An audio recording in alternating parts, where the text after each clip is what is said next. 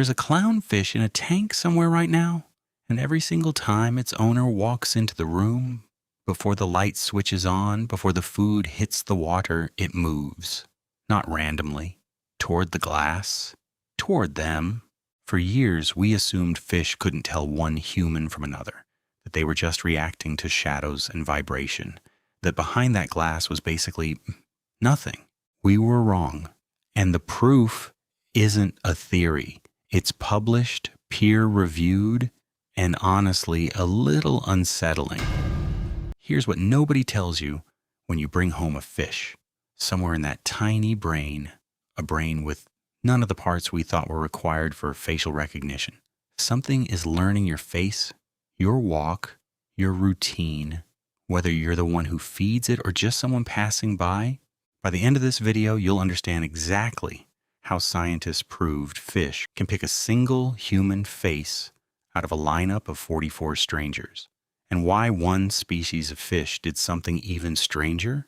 It recognized itself. Stick around, because point number 7 is the one that made researchers rethink everything we know about animal self-awareness. Let's start with the fish most of us actually know, the clownfish, bright orange, home in an anemone, famous from a certain movie. For decades, the assumption was simple. Fish have a memory that lasts seconds. They forget you the moment you leave the room. That 3-second memory myth is probably the single most repeated fact about fish, and it's completely false.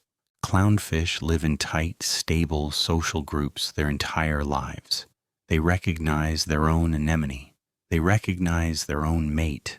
They recognize rival fish that have threatened them before and avoid them specifically, not fish in general. If a clownfish can tell one anemone and one rival apart from hundreds of others in a reef, the real question isn't whether fish can recognize individuals. It's whether that same ability extends to us. And that's exactly what scientists set out to test. Not on clownfish first, on a fish with an even stranger skill. Meet the archerfish. In the wild, it hunts by spitting a jet of water at insects sitting on branches above the surface, knocking them into the water with sniper-level accuracy. Researchers at Oxford had a strange idea. What if that same aiming reflex could be trained on something else entirely? A human face? They put 2 photos of human faces on a screen above the tank. Every time the fish spat at one specific face, it got a food reward. Nothing else. No stroking, no verbal cues. Just spit at this face, get fed. Here's the part that should stop you. Archerfish don't have a neocortex, the brain structure humans, primates, and even birds use specifically to process faces. By every assumption in neuroscience, this task should have been impossible for them. It wasn't.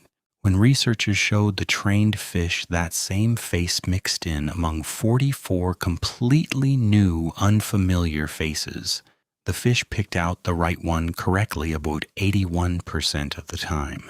When they stripped away easy shortcuts like head shape and skin tone, accuracy actually went up to 86%.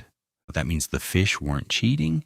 They were reading actual facial structure, the same way you'd pick a friend's face out of a crowd. And it gets weirder. A follow-up study rotated that same learned face 30, 60, even 90 degrees to the side. The fish still recognized it. That means somewhere in that tiny brain, the fish had built a mental 3D model of a face from memory alone. If a fish that has zero evolutionary reason to care about human faces can do that, what do you think your fish has quietly learned about you just from months of watching you walk up to the tank? But here's where it gets genuinely strange. Because recognizing a face is one thing. What one particular fish did next made scientists question whether fish understand something even more advanced. Themselves. That's coming up right after this. Meet the cleaner wrasse, a small reef fish whose entire job is picking parasites off other fish. Reef doctors, basically. Scientists gave a group of cleaner wrasses something they'd never seen before. a mirror. At first, the fish attacked it. They assumed the reflection was a rival invading their space. Completely normal. Dogs do this. Cats do this. But over time, something changed. The fish stopped attacking. They started doing something researchers call contingency testing, moving in strange ways upside down, darting toward the glass and stopping just short, essentially running an experiment. Does that thing move exactly when I move? Then came the real test. Scientists marked the fish with a small brown spot, visible only in the mirror, not to the fish directly. If the fish thought the reflection was another fish, it would ignore the mark completely. If the fish understood the reflection was itself, it would try to touch or scrape off the mark on its own body. The fish scraped their throats, exactly where the mark was, on themselves. Fish that had never seen a mirror before, shown a photo of themselves, attacked it, thinking it was a stranger. Fish that had mirror experience recognized the photo as their own reflection and left it alone. This is the same test used to measure self-awareness in chimpanzees, dolphins, and elephants. A small striped reef fish just passed it too. And in newer research, these fish went even further. Some began dropping food in front of the mirror on purpose just to watch how the reflection reacted. That's not instinct. That's curiosity about their own existence. Okay, so a hunting fish can learn faces, and a cleaner fish can recognize its own reflection. But does any of this apply to the fish actually swimming in your tank right now? This is where pond keepers have been right for years, even before science caught up. Koi, close relatives of goldfish, often kept for decades, have been documented doing something very specific, swimming straight to one person at the water's edge, while ignoring everyone else standing right next to them. That's not just noticing motion. That requires two things at once: long-term memory and the ability to visually tell individual humans apart, which means the koi isn't just recognizing a human, it's recognizing you, specifically out of a group.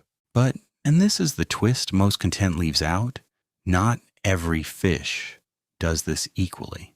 Species like tetras, danios, and small schooling fish show far less individual recognition of humans than koi, goldfish, or cichlids do. Bigger-brained, longer-lived, more socially complex fish are the ones building something closer to a relationship with you. So if you've ever felt like your clownfish, your koi, or your cichlid seems to know you, and it genuinely reacts differently to you than to a stranger, you're not imagining it. You're one of the humans it has learned to recognize. Put this together, and the picture is genuinely wild. Somewhere in evolutionary history, fish were handed a brain with none of the specialized hardware mammals use for facial recognition and self-awareness. And they built something functionally similar anyway, using completely different circuitry. That means every time you walk up to your tank, there is a real chance something on the other side of that glass is clocking your face, your walk, your routine, filing it away the same way it files away a rival, a mate, or a threat. We used to think the wall between us and fish was absolute. That gap is a lot thinner than we assumed. So what does this actually mean for you if you keep fish? It means consistency matters more than people think. Feeding at the same time from the same spot lets your fish build that same face and routine memory the archerfish built for a stranger's photo, except this time it's building it around you. It means sudden movements, stress, and unpredictability are genuinely registered by an animal capable of remembering them for months. And it means that the next time your fish drifts toward the glass, the second you walk in, and that's not coincidence. That's recognition built the exact same way the archerfish, the cleaner wrasse, and the koi in these studies built theirs. Does your fish do this? Does it come to the glass for you specifically and ignore everyone else? Tell me in the comments. I read everyone, and I'm genuinely curious how many of you have noticed this without knowing why. If this changed how you think about the tank sitting in your living room, hit subscribe.